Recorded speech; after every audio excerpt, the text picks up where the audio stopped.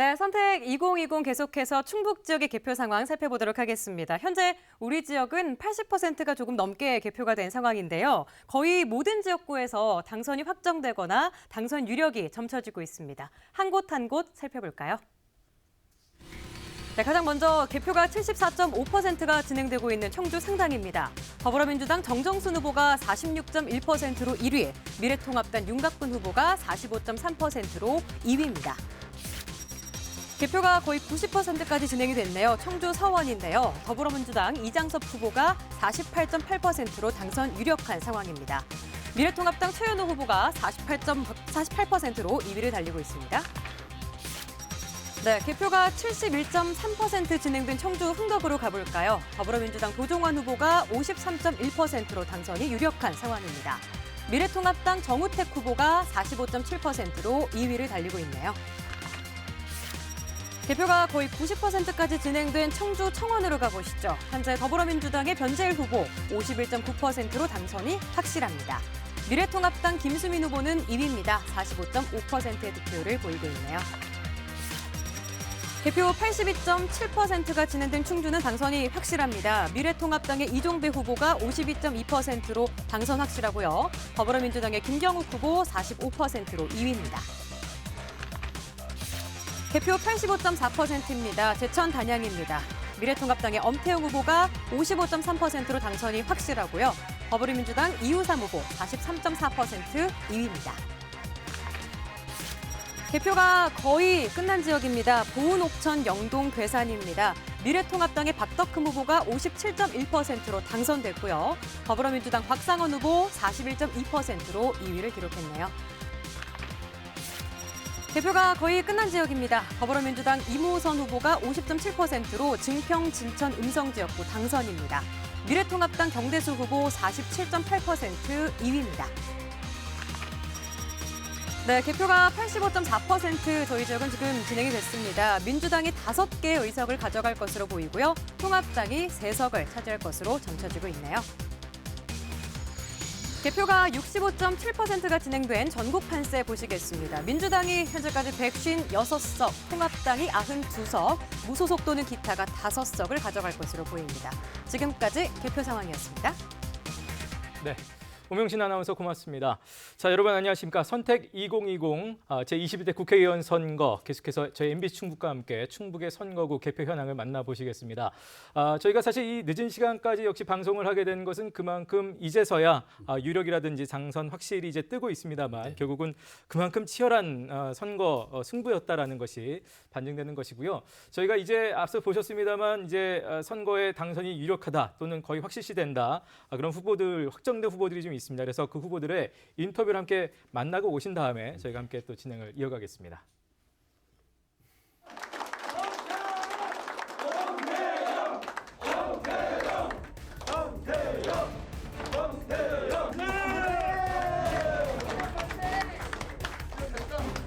네, 아주 남다른 감회를 가지고 있습니다.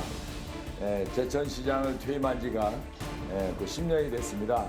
10년 만에 다시 저에게 일을 맡겨주신 제천시 단양구민 여러분께 진심으로 감사의 말씀을 드립니다.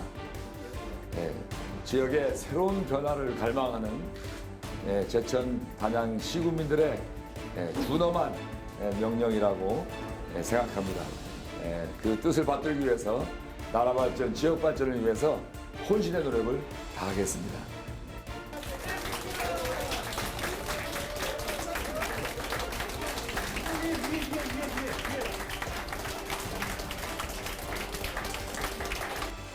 저를 5선 국회의원까지 만들어주신 청주 시민 또 청원 구민 여러분께 진심으로 감사하다는 말씀 드리면서 저를 성원해 주신 우리 유권자 여러분을 위해서 중앙정치의 개혁이라든지 지역 발전을 위해서 최선을 다하도록 하겠습니다. 소각장 문제가 상당히 심각한 문제로 대기되고 있기 때문에 또 소각장 문제가 현재 진행형이고 돼 있고 그래서 청주시장과 협력해가지고 소각장이 우리 지역에 더 이상 들어지지 않는 그런 제도적 장치를 마련하는데 우선 최선을 다할 그런 계획입니다.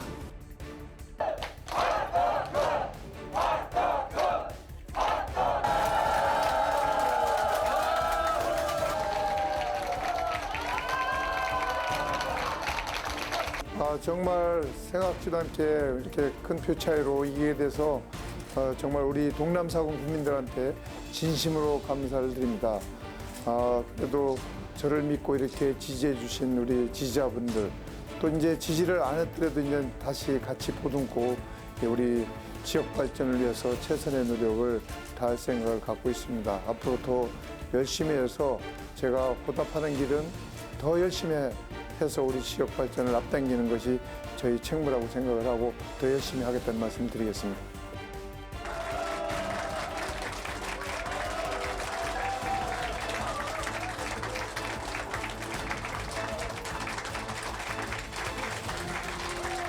저를 지지하셨던 분이나 지지하지 않으셨던 분 모두를 위한 정치를 하겠습니다. 청주시민 모두를 위한 정치를 하겠습니다. 그리고 경제적 어려움이 이어질 텐데 이 경제적 어려움에서 벗어날 수 있도록 바로 국회에 올라가서 추경 심사를 하면서 혼신의 힘을 다해 일하겠다는 말씀을 드리겠습니다.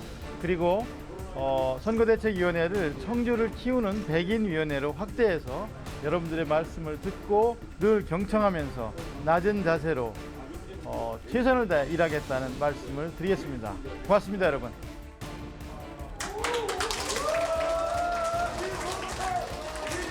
정학경, 하루 좀좀 내려.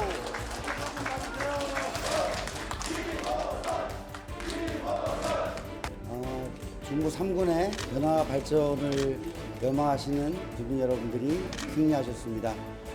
개인에 대한 심판이나 선택이 아니고 진정으로 중부 3군을 위하고 국민을 제대로 소통하며 섬기는 새로운 국회의원을 희망하신 사안이라고 생각을 합니다. 국민 여러분의 명령을 엄수하는 새로운 국회의원의 모습으로 국민을 섬기도록 하겠습니다. 감사합니다. 네. 자, 이렇게 해서 당선이 이 시각 현재 확정된 후보들의 기쁜 표정의 면면들을 만나보셨는데요. 오늘 저희가 이 개표 방송 해설위원으로 두 분 모셨습니다. 두 분 역시 사실 정치를 하시는 분들이라면 저 장면을 늘 꿈꾸시겠죠? 좀 부럽게 보신 것도 같은데 맞게 봤습니까, 제가? 어떻습니까? 당선돼 보셨잖아요. 부럽습니다. 아, 네네. 자, 너무 아프게 주면서 죄송합니다. 예. 근데 지금 당선으로 확정돼서 지금 인터뷰에 나간 5분 외에 또 이제 보면은 유력으로 뜬 이제 후보들도 있고 한데 여전히 전혀 표시가 나지 않고 있는 지역구가 딱 한 곳이 있습니다. 바로 청주 상당 선거구가 되겠는데요. 자, 이 초박빙의 승부를 이어가고 있는 이 상당 선거구를 저희가 연결해 보지 않을 수 없습니다. 그래서 그중에서 저희가 정정순 후보 지금 나와 계시네요. 네. 자, 직접 얘기 나눠보겠습니다. 정정순 후보 안녕하십니까? 반갑습니다. 안녕하십니까? 예. 지금 뭐 워낙 박수 소리가 커서 안 들리시는 것 같은데요. 안녕하십니까? 예. 네. 지금 워낙 박빙이라 지금 캠프에서 연결이 됐을 때 아마 뒤에서 더 응원과 환호를 많이 보내주고 계신 것 같습니다. 근데 지금 일단 아직까지 충북에서 전혀 이제 누가 앞서고 있는지를 알 수 없는 혼돈의 그 선거구 양상을 보이고 있는 곳이 지금 이제 상당이라서 지금 이제 지켜보시는 심정이 일단 어떤지 좀 궁금합니다. 조마조마합니다. 뭐 출구조사에서부터 지금까지 계속 초접전 양상을 보이고 있어서 지금 저를 비롯해서 저와 함께 고생을 했던 많은 분들 한 마음으로 응원을 하고 있습니다만 한편은 또 조마조마한 그 심정은 뭐 잔뜩 없습니다. 네, 그만큼 지금 뒤에서는 더 많은 분들이 지금 응원을 함께 하고 계신데요. 지금 우리 해설위원님들도 나와 계신데 인사하시고. 안녕하세요, 이광입니다. 네, 여기까지 오신 거 축하드립니다. 아이고 예, 안녕하십니까? 네, 네, 감사합니다. 네, 지금까지 오셨는데 고생 많으셨는데요. 당선되시면 가장 먼저 하고 싶은 일이 어떤 일이십니까? 우선 코로나19 때문에 우리 자영업자 소상공인들께서 대단히 어려우시잖아요. 물론 그분들을 위해서 조세대한 특례법 개정안을 발의해서 부가가치세 과세 기준을 좀 상향 조정하는 입법을 좀 하고 싶습니다. 그래서 자영업자 소상공인들께서 느끼는 세부담을 좀 과감히 줄여드려야 되겠다 이런 생각을 하고 있습니다. 네. 안녕하세요, 후보님. 신용환입니다. 자정이 되는 시간까지 수고 많으시죠? 네. 네, 감사합니다. 네. 그 미원을 연구로 하는 윤곽근 후보께서 상대적으로 보수세가 강한 그 농촌 지역, 외곽 지역을 중심으로 강하게 압박해온 걸로 알고 있는데 상대적으로 연고가 없거나 적은 지역에 가서 고군분투하셨는데 그 전략적 포인트를 어떻게 두셨는지요? 물론 이제 여기가 보수 성향이 가장 강한 곳으로 알려져 있고 실제 또 미래통합당 국회의원께서 8년을 여기 국회의원을 하신 지역이기 때문에 처음부터 저는 5개 면지역에서 선전을 하지 않으면 안 되겠다 이런 각오를 하고 5개 면을 우선 열심히 다녔습니다. 최소한 그 거의 비슷한 수준까지는 가야 그래도 승산이지 않겠나. 그런 와중에 또 정의당 후보까지 나오셔서 어느 면에서는 또 3자 구도 하에서 선거를 치르게 돼서 이중구를 겪지 않았나 그런 생각은 하고 있습니다. 네, 알겠습니다. 지금 뭐 늦은 시간까지 이제 12시가 넘었습니다. 드디어 이제 날짜가 바뀌었는데요. 지금 초조하게 또 기다리고 계신 캠프분들 아무튼 끝까지 또 선전 저희가 또 기원하도록 하겠습니다. 감사합니다. 인터뷰. 네, 감사합니다. 네, 승리하기를 기대합니다. 네, 고맙습니다. 네. 자, 이렇게 해서 가장 박빙의 승부를 펼치고 있는 상당 선거구까지 만나봤는데요. 자, 이번 선거 정말 날짜를 넘겨서까지 저희가 방송을 할 만큼 충북 지역도 좀 뜨거웠습니다. 사실 이제 선거를 볼 때 그 뭐 선거 구도의 면에서도 있겠고 또 각 지역의 특성이 좀 있을 수도 있고 아니면 또 그 인물 간의 대결로 또 볼 수도 있겠는데요. 이번 선거는 어떻게 좀 보고 계신가요? 제가 볼 때 그 충북 선거 8곳 가운데에서 좀 전에 말씀하신 인물, 구도 모든 것들이 그 전략 전술 이 모든 것들의 어떤 집합체가 사실은 상당이라고 볼 수 있었죠. 왜냐하면 김종대 의원께서 정의당에서 연동형 비례제가 생기면서 맨 처음 이제 상당히 일찌감치 비례대표 의원에서 일찌감치 이제 내리면서 사실은 그 제도가 권역별 비례가 되기를 많이 아마 기대하셨을 거예요. 근데 권역별 비례는 처음에 논의되다 그렇게 되지 않으면서 3자 대결로 갔고 권역별 비례가 안 되면서 3자 대결에서 윤곽근 후보께서 3자 필승론이다 많이 이렇게 이야기가 돌았고 또 미원이라고 하는 상대적으로 아주 결집력이 강했던 기존에 그런 형태를 보였던 지역구를 그 고향으로 두고 있었기 때문에 상당히 유리할 것이다. 이렇게 봤는데 제가 주목해서 봤던 것이 지난번 마지막 발표된 여론조사에서 보면 놀랍게도 보수 지지층에서 정정순 후보의 지지가 꽤 높게 나오더라고요. 그 이유는 뭘까요? 아마 두 가지였을 것 같습니다. 하나는 정정순 후보께서 지역에서 행정을 오래 하셨잖아요. 부시장, 부지사 등등을 하시면서 어떤 정치적으로 진보다 보수다 이런 색깔을 보이지 않으신 점. 그리고 또 하나는 굉장히 털털하게 미리감치 일찍부터 지역민들 밑바닥에 다가가면서 아마 어떤 이념적 성향이나 어떤 진영 논리보다는 인간적인 부분으로 좀 더 사람들이 포커스를 두지 않았을까. 그러면 아직까지 이제 결판이 안 났지만 윤곽근 후보께서 그거에 맞는 전략을 조금 더 세웠어야 되지 않았을까. 아직 뭐 선거 결과는 다 나오진 않았습니다만. 이강희 위원님. 네, 상당구가 지금까지 초접전을 벌이고 있는 지역이 됐는데요.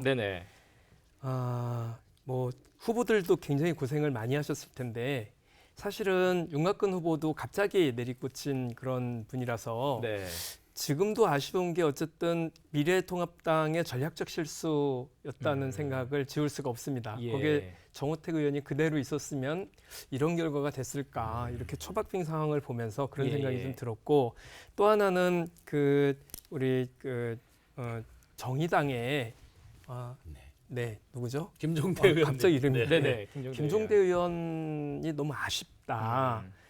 김종대 의원은 처음에 초반에 여론조사할 때는 한 15% 가까이 14점 몇 %로 이렇게 가다가 결국은 그 표가 정정순 후보에게 간 만큼 그만큼밖에 안 나온 것 같아요. 남은 만큼. 그래서 우리 지역에서 사실은 새로운 인물들을 좀 생각을 했는데 이번 코로나 사태를 당하면서 어쨌든 대통령의 국정 후반기를 몰아주기 위해서는 여당에 좀 투표하는 게 좋겠다는 전략적 투표의 분위기가 나왔었던 그런 지역이 또 상당구였다. 그런 의미에서 보면 그 미래통합당의 전략적 실패, 네. 그리고 한편으로 유권자들의 전략적 선택, 이것이 두드러졌었던 것이 상당구가 아니었는가 이렇게 생각이 실제 들어요. 이제 윤곽근 후보께서는 정치적으로 보면 신인이시잖아요. 네네. 신인들은 어떤 예를 들어 전문직으로서의 그런 인지도가 정치적 인지도로 전환되고 치환되는 데 있어서 절대적 시간이 걸리더라고요. 그게 굉장히 중요한 포인트죠. 네네.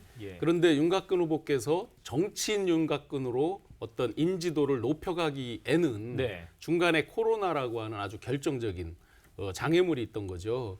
뭐냐면 후발주자 또는 신인들은 자꾸 이제 새로운 이벤트들을 많이 해야 되잖아요. 뭐 옛날 같으면 알려야죠, 축제 일단. 기간이었을 거 아니에요. 그러면 뭐 시장에 가면 춤도 추기도 하고 뭐 노래도 하게 되고 별의별 이벤트가 다 있죠. 네네. 어떤 알리기 위한 다른 SNS의 이벤트라든지. 그런데 코로나 전국이 오면서 전반적으로 조금 요란하거나 시끄럽거나 하면 사람들이 오히려 유권자들이 반감을 갖게 되잖아요. 마지막에 윤곽근 후보의 사모님께서 굉장히 감성 마케팅을 하시더라고요. 네네. 보면 꽤 심금을 울리는 멘트와 활동을 이렇게 말씀해 주시는데 사실은 예년 같았으면 코로나 이런 전국이 아니었더라 그러면 그런 부분도 훨씬 더 유권자들에게 어필이 될 수도 있었을 것 같은데 그런 부분마저도 이제 전체적인 코로나 전국에서 조금 아쉽게도 묻힌 측면이 있다. 결국은 코로나가 가져온 그 덮어버린 어떤 선거의 영향이 분명히 있다고 봐야 되겠네요. 큰 전략 전술에 아주 큰 변화들을 가져왔어야 되는데 사실은 마지막 부분에서 아마 많은 분들께서 상대적으로 후발주자로서 조금 극단적인 전략 전술적인 측면을 써봐라라고 조언을 많이 했을 겁니다. 그런데 아마 후보 입장에서는 3, 4일이나 4, 5일을 남겨놓고 그런 것들을 선택하기가 쉽지 않죠. 거기다가 이제 정정순 후보가 워낙 이제 그 상당구가 보수적인 그런 분위기인데 정정순 후보는 그에 걸맞는 후보였었다는 점이 또 그 확인을 할 수 있었고요. 또 하나는 그 아파트가 상당구에 새롭게 그 동남지구에 이렇게 많이 만들어지면서 사실은 젊은 유권자가 대거 유입이 됐었던 측면들에 대해서도 역시 영향을 미쳤다. 그런데 방금 말씀하신 거에 조금 그 보수 쪽이 원래 구도 인물 캠페인이라는 그 선거운동 방식으로 봤을 때 인물과 캠페인에 굉장히 압도적으로 잘했던 어떤 측면들이 있었어요. 그런데 이번에 코로나로 인해서 거의 그걸 살리지 못했었던 점, 그런 점에서는 그 페인이 아니었던가. 또 서원 지역구를 짚을 때 이미 말씀드렸었지만 서원구에서 3040이 무려 놀랍게도 4년 만에 15,000여 명이 인구가 줄었거든요. 그 15,000여 명이 대부분이 상당 부분이 어디로 갔느냐, 방서지구, 동남지구로 갔다라고 추론이 됩니다. 인근 지역으로 새로 생기는 아파트, 젊은 부부들 위주로. 그러면 그만큼 상대적으로 진보세가 더 강해졌다. 이런 부분까지도 계산을 해서 캠페인 전략을 다시 짰었어야 되겠죠. 그렇군요. 지금 일단 현재까지 나와 있는 개표 상황 봤을 때는 8석 중에 이제 5대3 정도로 이제 더불어민주당이 이제 앞서는 것으로 지금 이제 뭐 다 나온 건 아닙니다만 이렇게 되어 있습니다. 이런 선거 결과 향후 이제 충북으로 한정해 봤을 때는 어떤 영향이 좀 있으리라고 보시나요? 그 일단 처음에 예상했었던 5대3 구도가 됐다. 근데 그거를 이제 좀 더 구체적으로 살펴보면 출구조사 당시에 더불어민주당이 압도적으로 우세한 곳이 2곳, 흥덕과 청원. 그다음에 미래통합당이 우세한 지역이 3곳, 제천 단양과 충주 동남 4군. 여기까지는 뭐 다 거의 맞았고요. 이제 박빙 초경합이 됐었던 곳, 서원과 상당과 중부 3군. 요 3군데를 모두 민주당이 가져가게 된 거죠. 그와 관련돼서 그 끝까지 이렇게 초경합을 보이는 걸 보면서 전국적으로는 지역구 156석이라는 민주당의 압승을 앞두고 있는데 그에 비해서 이 충북에서는 한쪽으로 몰아주진 않겠다는 균형자론적 유권자로서의 의미들을 담은 선거로 봐야 된다. 5대3이라는 것도 그렇고 그 안에서의 실제 표 수를 좀 그렇습니다. 계수했을 때 그렇다는 말씀이신 것 같습니다. 많은 분들이 저희 충북을 보고 계속 바로미터다. 전국 선거의 어떤 아주 그냥 그 기본적인 그 가늠자다 이렇게 말씀들 하시는데 이번에 단적으로 사전 투표율도 전국 그 거의 평균에 뭐 거의 근접해 있었고 예. 실제 투표율도 그렇고요. 그다음에 오늘 저희가 계속 해설을 했지만 4대 4부터 5대 3, 6대 2까지를 엎치락뒤치락 하면서 정말 판세를 알 수 없을 정도로 그렇게 보면 우리 충북은 균형을 잡으려는 그런 어떤 표심이 가장 강하게 작동한 건 맞다라는 생각이 듭니다. 이제 그런 거 밑바닥에는 그 어떤 권력도 오만함에 대해서는 유권자가 심판하겠다는 게 정서가 예. 이번 투표 개표 과정에서 보면 정확하게 드러나는 것 같아요. 예. 사전 투표에서 젊은 사람들이 몰렸다면 본 투표에서는 보수 유권자들이 몰려서 어떤 한쪽도 결코 한쪽으로 몰리게 하진 않겠다. 이런 균형자론과 전략적 투표에 대한 판단들을 좀 하는 것 같다는 생각을 좀 하게 됐고요. 네. 그다음에 그러니까 적어도 여당의 독주는 견제를 할 만한 힘은 주는 거죠. 네네. 이게 저는 이제 이번 뭐 전국적으로는 모르겠습니다만 일단 충북으로 예, 그렇습니다. 그렇다는 충북으로 거죠. 예. 2004년도에 그 탄핵 때 8석을 싹쓸이한 적이 예, 있었어요. 예. 민주당이.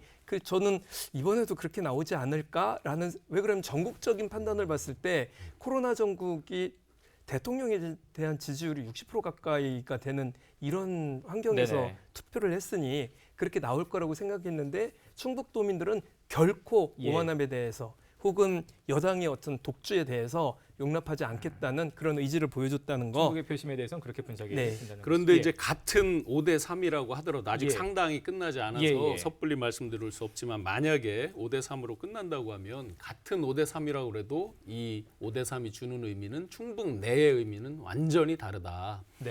지금 보시면 이번에 양극단으로 유권자들이 강하게 결집을 했죠. 진보세, 네네네. 보수세. 단적으로 뭐만 봐도 알 수 있냐면 김종대 의원의 득표율이 예, 여론조사에 나온 것보다 현격히 지금 줄어들었죠.